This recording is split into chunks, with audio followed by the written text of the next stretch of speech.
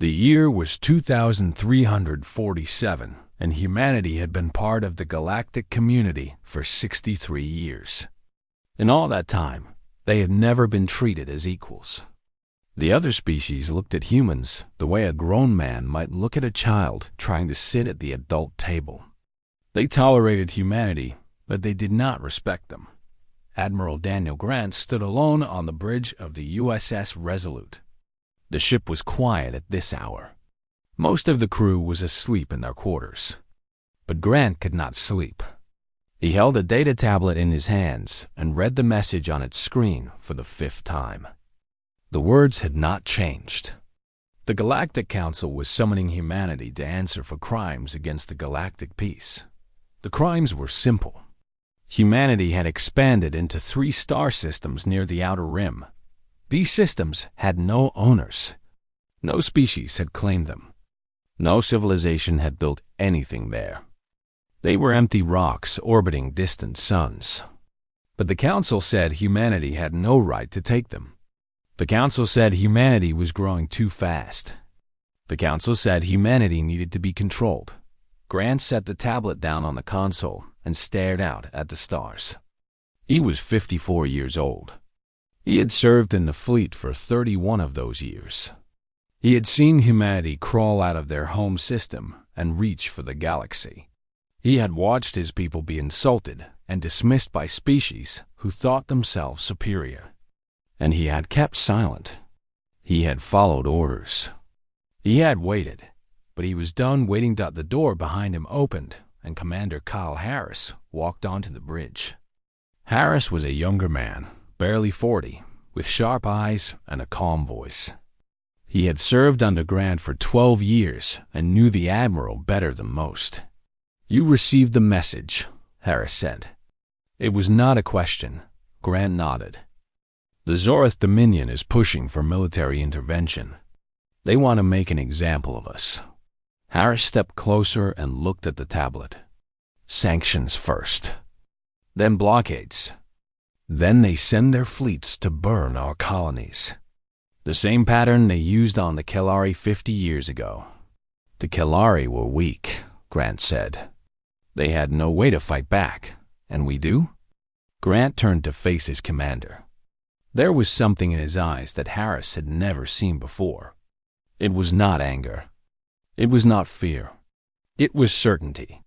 "Earth Command has been keeping secrets," Grant said.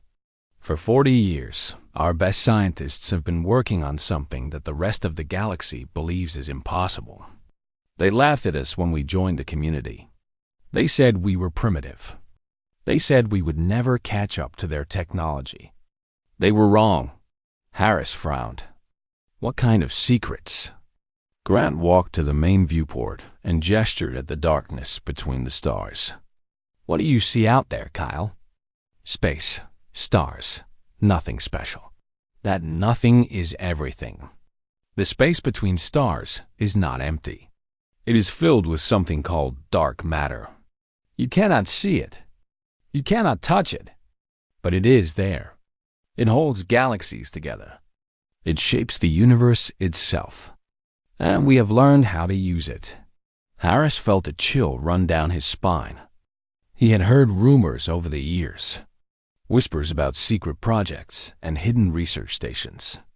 But he had never believed them. "Dark matter cannot be harnessed," Harris said. "Every species in the galaxy has tried. The Villani spent 2,000 years on the problem and gave up.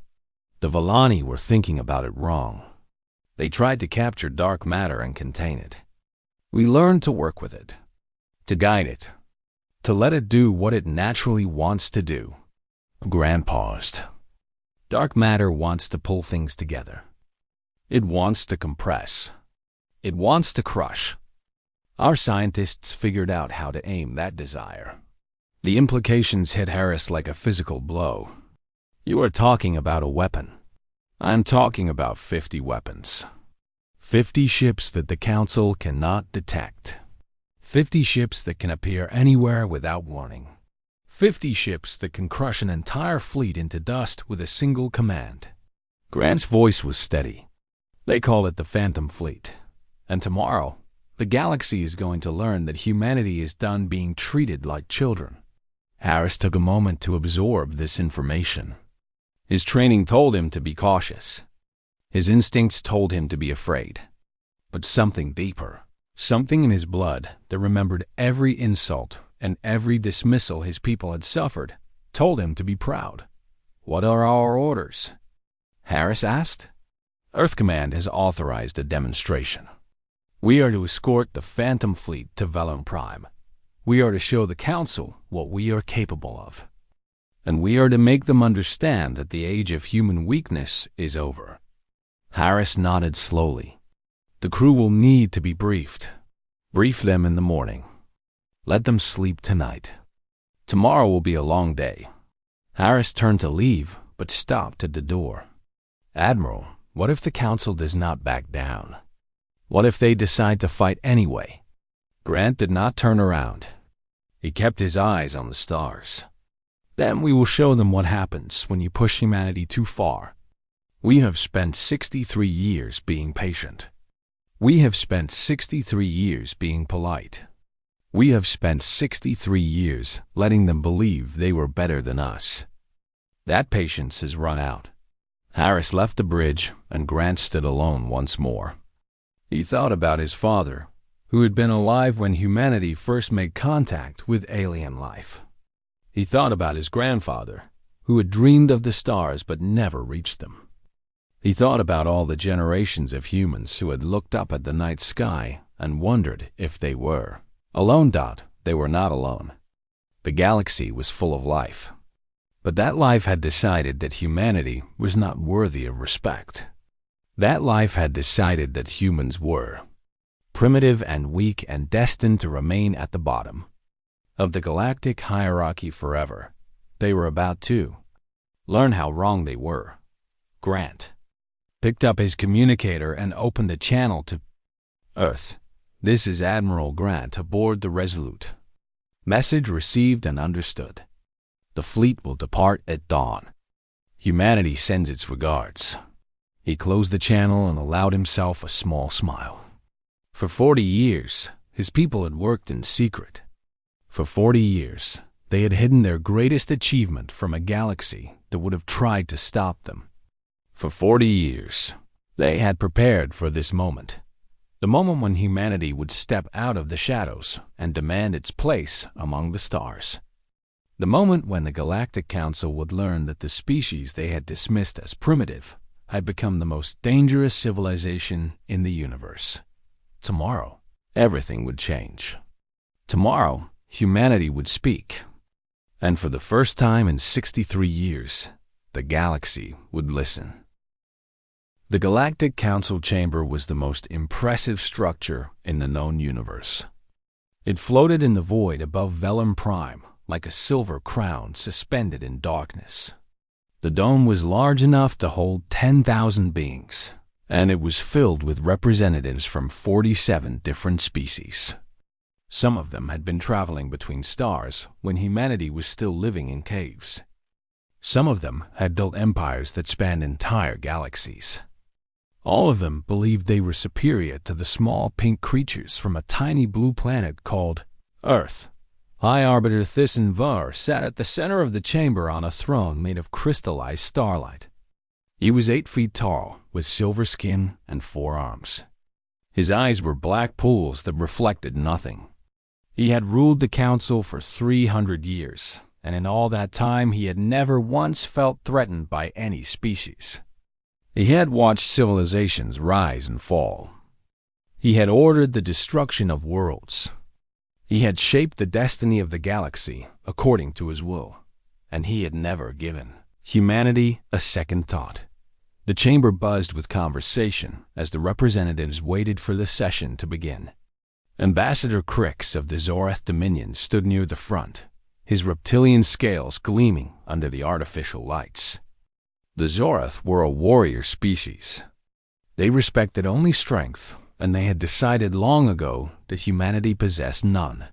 "The humans grow bold," Crix said to the ambassador beside him. "They expand into territory they have no right to claim. They ignore our warnings.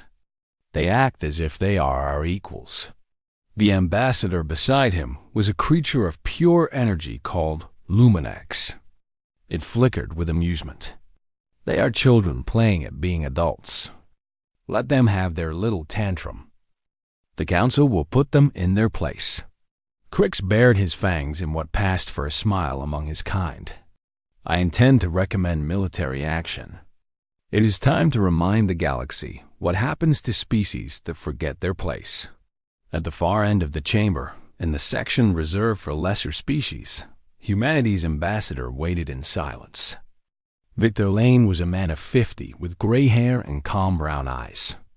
He wore a simple black suit that stood in stark contrast to the elaborate robes and ceremonial armor worn by the other ambassadors. He looked small and ordinary, surrounded by beings of such power and grandeur. That was exactly how he wanted to look. Lane had been humanity's voice in the council for 15 years. He had sat through countless sessions where his people were mocked and dismissed. He had listened to speeches about human inferiority and nodded politely. He had smiled at insults and thanked beings who treated him like dirt. And through it all, he had been waiting for this day, waiting for the signal that would change everything. The signal had come that morning. 3 words from Earth Command. Phantom Fleet ready. Thiessen Vior raised one of his 4 hands, and the chamber fell silent. His voice echoed through the dome like thunder rolling across mountains. We gather today to address the matter of human expansion in the Outer Rim territories. The species known as humanity has violated council directives by settling 3 star systems without authorization. This is unacceptable. Murmurs of agreement rippled through the crowd. Lane remained still and silent. Ambassador Crix stepped forward. The humans must be punished. They have shown disrespect to this council and to every species represented here. One proposed immediate sanctions followed by military enforcement. Let us send a fleet to their colonies and remove them by force. More agreement from the crowd. Several ambassadors shouted their support. The energy in the room was hostile and hungry. They wanted blood. They wanted to see humanity humbled. Thiessen Vior turned his black eyes toward Lane. Ambassador Lane, you may speak in defense of your species, though I doubt anything you say will change the outcome of this session. Lane rose slowly from his seat. He walked to the podium reserved for speakers and looked out at the assembled beings. They stared back at him with contempt and boredom. To them, he was nothing more than an insect that had somehow learned to speak. High Arbiter, Lane said, the systems we settled were uninhabited. No species had claimed them. No civilization had built upon them. We violated no laws and no treaties. Crix laughed. You violated our patience. That is crime enough. The Outer Rim is vast, Lane continued. There is room enough for all species to grow and thrive. Humanity seeks only to secure a future for our children. We mean no offense to this council. Thiessen Vior leaned forward on his throne. Your intentions are irrelevant. The council has decided that humanity grows too quickly. You spread like a disease across the stars. This must be controlled. You will withdraw from all disputed territories within 30 rotations. You will limit your expansion to systems approved by this council. And you will pay reparations to the Zorath Dominion for the insult you have caused them. Lane tilted his head slightly. And if we refuse? The chamber erupted in laughter. The sound was deafening. Beings that had not laughed in centuries found the question hilarious. The idea of humanity defying the Galactic Council was the most absurd thing they had ever heard. Thiessen Vior waited for the laughter to fade before speaking. If you refuse, Ambassador Lane, we will destroy your colonies. We will blockade your home system. We will reduce your civilization to ashes and scatter those ashes across the void. You will be erased from history. Your species will be forgotten. This is not a threat. This is a promise. Lane nodded thoughtfully. He showed no fear. He showed no anger. He simply reached into his coat pocket and withdrew a small silver communicator. "Hi, Arbiter. Before you make such promises, there is something you should see." He pressed a button on the communicator. "Admiral Grant, you are cleared for demonstration." The laughter stopped. The chamber fell completely silent. Every being in the room stared at the small human standing alone at the podium. They did not understand what was happening. They did not know why he seemed so calm. They did not realize that in that moment, everything they believed about the universe was about to change. Vicenvio's black eyes narrowed. "What is this?" Lane smiled. It was a small smile. A patient smile. The smile of someone who had been waiting a very long time for this moment. "This," Lane said, "is humanity's answer to your promise." Outside the dome, in the space above Velum Prime, the Council's defense fleet held position. 300 warships from a dozen species formed a wall of steel and fire around the planet. They were the most powerful armada ever assembled. They had never been defeated. They were about to discover that power meant nothing against an enemy they could not see. The defense fleet above Velum Prime was the pride of the Galactic Council. 300 warships from 12 different species held position in a perfect sphere around the planet. Each ship was a marvel of technology built by civilizations that had been mastering space travel for thousands of years. Their weapons could crack planets in half. Their shields could withstand the fury of dying stars. Their sensors could detect a grain of sand moving through the void a million miles away. Admiral Voroth of the Zareth Dominion commanded the fleet from his flagship, the Devourer. He was a veteran of 40 wars and had never known defeat. When the call came from the council chamber that something was about to happen, he simply adjusted his position in his command chair and waited. Whatever the humans were planning, it would fail. It always failed when lesser species tried to challenge their betters. "Increase sensor range to maximum," Voroth ordered. "If the humans have sent ships, I want to know about it before they reach the outer marker." His crew obeyed instantly. Screens flickered with data from every direction. Thousands of scanning beams swept the space around Velum Prime, searching for any sign of approaching vessels. They found nothing. Voroth allowed himself a grunt of satisfaction. The humans were bluffing. They had no fleet capable of threatening the Council. They were simply buying time before their inevitable surrender. Then the stars began to move dotted first. The crew thought it was a sensor malfunction. The stars behind the fleet seemed to bend and twist as if space itself was being folded like paper. Alarms began to sound across every ship in the formation. Officers shouted questions that no one could answer. Something was happening, but none of them could understand what. The darkness between the stars rippled. It was the only way to describe what they saw. The void itself seemed to breathe, and from that breath emerged ships dot. They came from nowhere. One moment there was empty space, and the next moment there were 50 vessels hanging motionless inside the defensive perimeter. They had not jumped in through hyperspace. They had not approached from any direction. They had simply appeared as if they had always been there and only now chose to be seen. The ships were black. Not painted black, but truly black in a way that made the eyes ache to look at them. They absorbed light the way a hole absorbs water. Their hulls seemed to be made of the same darkness that existed between galaxies. They had no visible weapons, no glowing engines, no markings of any kind. They were shadows given form, and they were beautiful in the most terrifying way imaginable. Voroth leaped from his chair. How did they get past our sensors? How did they get inside our formation? No one had an answer. The ships had not been detected because they could not be detected. They were built from dark matter, and dark matter did not interact with light or scanners or anything else the galaxy used to observe the universe. They were invisible until they chose not to be.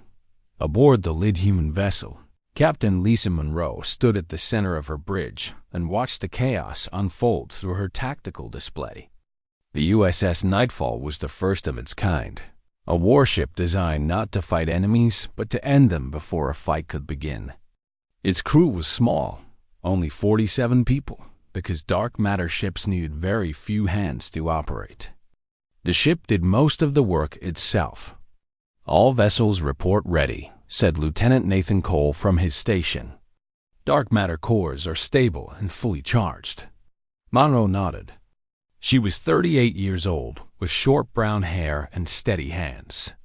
She had been chosen to command the Nightfall because she never panicked and she never hesitated. In the world of dark matter warfare, hesitation meant death. "Open a channel to the Resolute," Monroe said. Admiral Grant's voice came through immediately. "Report, Captain. Phantom Fleet is in position, sir. All 50 ships are inside the enemy formation. They have no idea what to do." Grant's response was calm. "Hold position. Let them look. Let them understand what they are seeing." Monroe smiled. "Understood, Admiral." In the council chamber, pandemonium had erupted. Species that had not known fear in centuries were screaming at each other. Some demanded explanations. Some demanded immediate attack. Some simply stood frozen, unable to process what their eyes were telling them. The holographic displays in the chamber showed the scene in space. 50 black ships surrounded by 300 confused and terrified warships from the greatest civilizations in the galaxy. It looked like wolves standing calmly in a room full of sheep who had just realized they were not alone. Thiessen Vior rose from his throne. His silver face had gone pale and his 4 hands trembled. In 300 years of rule, he had never seen anything like this. He had not believed such a thing was possible. "What are those ships?" he demanded. "How did humans build such vessels?" Ambassador Lane remained at his podium, his hands clasped calmly behind his back. "Those are our dark matter warships, High Arbiter. We call them the Phantom Fleet. They are powered by the same force that holds galaxies together. They cannot be detected by any known sensor technology. They can appear anywhere in the universe without warning. And they carry weapons that your civilizations cannot even begin to imagine." Crix, the Zorath ambassador, was shouting into his communicator, ordering Admiral Warth to attack. "Destroy them. Destroy them now before they can act." Lane shook his head slowly. "Ambassador Crix, I would advise against that. But if your fleet wishes to test our capabilities, we will not stop them. In fact, we welcome the opportunity to demonstrate." In space, the Devourer began to power its weapons. The massive Zorath battlecruiser was the largest ship in the defense fleet, and Vorath was not about to cower before a species he considered inferior. He would show these humans what real military power looked like. "Target the nearest human vessel," Vorath commanded. "All batteries prepare to fire." His weapons officer hesitated. "Sir, our targeting systems cannot lock onto them. The ships are not registering on our sensors. We can see them with our eyes, but our computers say nothing is there." Vorath snarled. "Then fire manually. Point the weapons at what we can see and fire everything we have." The Devourer opened fire. Beams of concentrated plasma and waves of antimatter missiles streaked toward the USS Nightfall. It was enough firepower to destroy a small moon. Captain Monroe watched the attack coming. She did not flinch. She did not move. She simply spoke 2 words: deflection field. The space around the Nightfall rippled, and the incoming fire bent away from the ship as if it had struck an invisible wall. Plasma beams curved in impossible directions. Missiles spiraled off course and detonated harmlessly in the void. Not a single shot touched the black hull. The Devourer had fired everything it had. The Nightfall had not even noticed. Monroe opened a channel to the entire defense fleet. Her voice was calm and clear. "This is Captain Lisa Monroe of the USS Nightfall to all Council vessels. You have just witnessed the least impressive thing our ships can do. I strongly suggest you stand down before we show you the rest." Admiral Vorath stared at his view screen in disbelief. The Devourer had fired enough weapons to crack a planet, and the human ship had simply brushed them aside like dust. This was not possible. This could not be happening. The Zorath Dominion had conquered 100 worlds. They had crushed species far more advanced than humanity. They did not lose. "All ships, attack formation," Vorath commanded through the fleet channel. "Every vessel targets the human ships. Fire at will." Ambassador Crix in the council chamber was screaming support into his communicator. "Destroy them, Admiral. Show them what happens when primitives challenge the Zorath." 12 Zorath battlecruisers broke from the defensive sphere and charged toward the Phantom Fleet. They were massive vessels, each one carrying enough firepower to glass a continent. Their engines burned bright as they accelerated to attack speed. Their weapons powered up with a sound like thunder rolling through space. Captain Monroe watched them come. She felt no fear. She felt no excitement. She simply calculated distances and trajectories and made her decision. "Lieutenant Cole, activate dark matter field. Compression setting. Defensive spread around the fleet." Nathan Cole entered the command into his console. His hands were steady, but his heart was racing. He had trained for this moment for 3 years.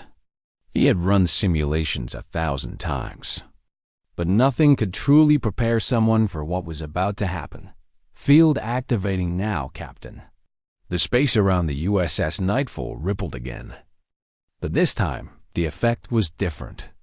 This time, the ripple expanded outward in a wave that moved faster than light itself.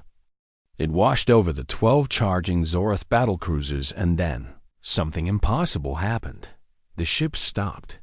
They did not slow down. They did not turn. They simply stopped moving as if time itself had frozen around them. For a single heartbeat, they hung motionless in the void. Then they began to shrink. The dark matter field was doing what dark matter always wanted to do.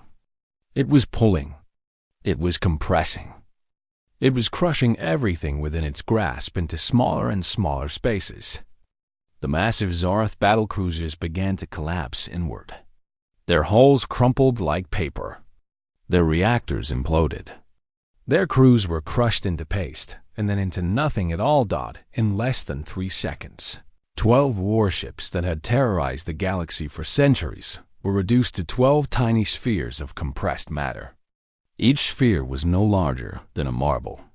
Each sphere contained what remained of a ship and its crew, squeezed down to the density of a neutron star. The marbles drifted slowly through space, tumbling end over end. Catching starlight on their impossibly smooth surfaces, the council chamber fell completely silent. Every being in the room had witnessed the destruction. Every being understood what they had just seen.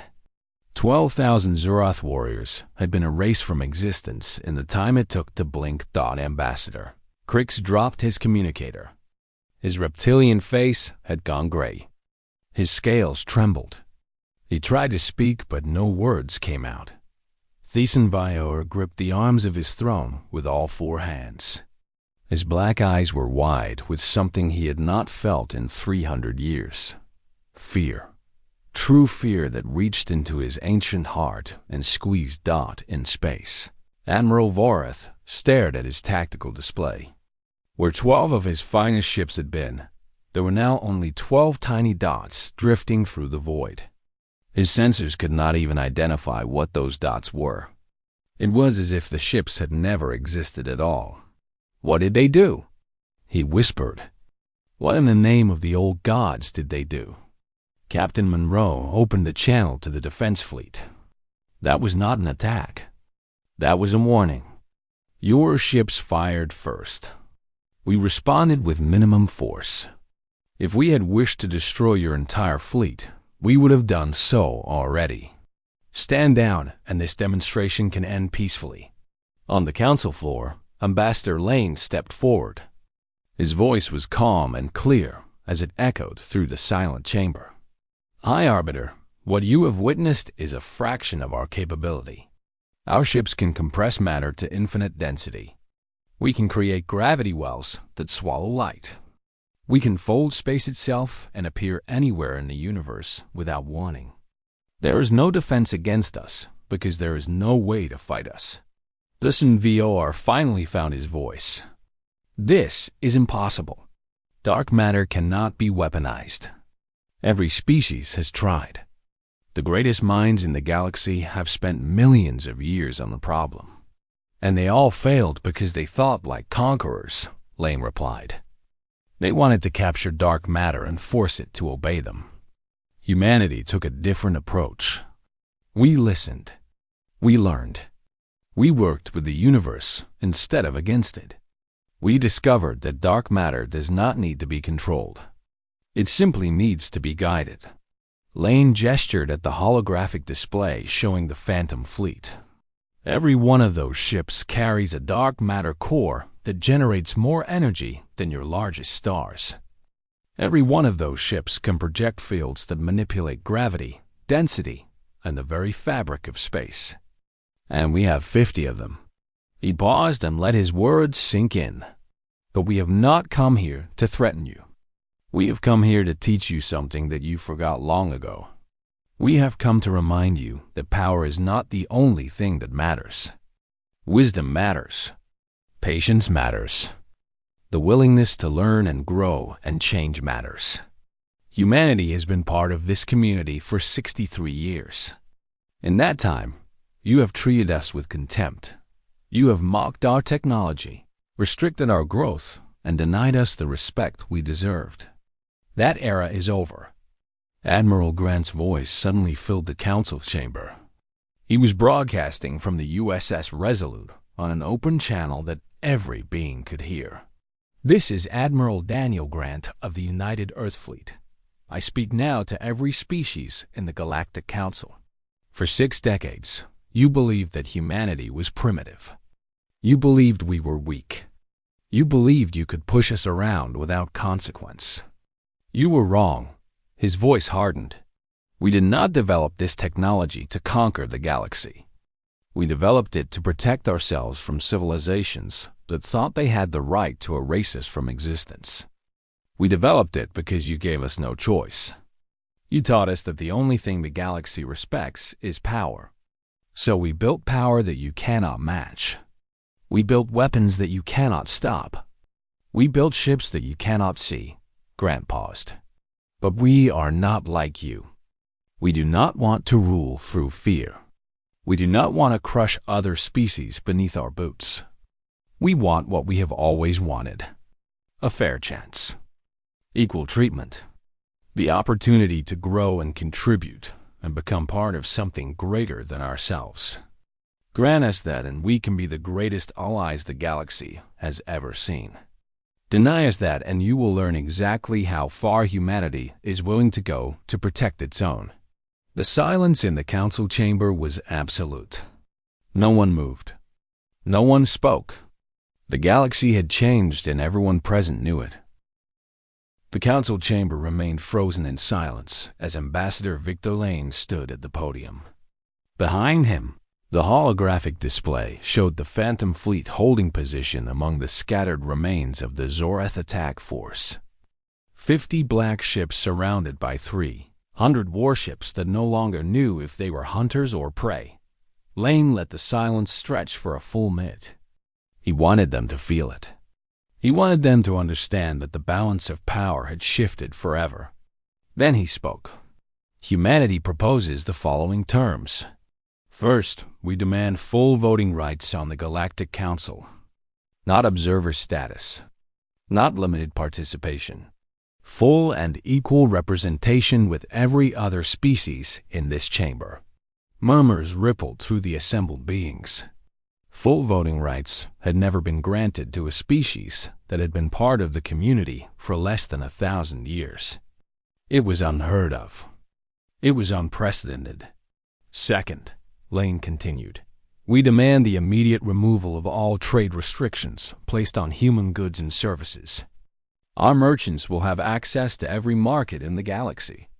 Our scientists will be allowed to collaborate with any research institution they choose. Our ships will travel freely through all space lanes without harassment or inspection. The murmurs grew louder. Several ambassadors shifted uncomfortably in their seats. The trade restrictions on humanity had been making certain species very wealthy for decades. Removing them would cost billions. Third, we demand official recognition of our territorial claims in the Outer Rim.